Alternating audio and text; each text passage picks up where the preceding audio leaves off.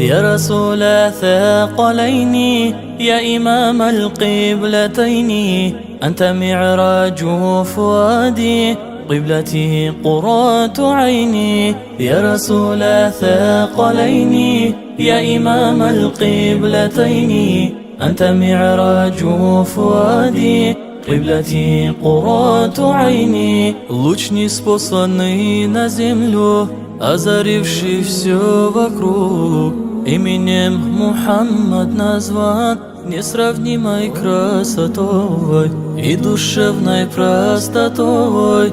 Отличался от людей, милосерден и приветлив, сердцем чистым он приметлив. يا رسول الثقلين يا إمام القبلتين أنت معراج فؤادي قبلتي قرة عيني.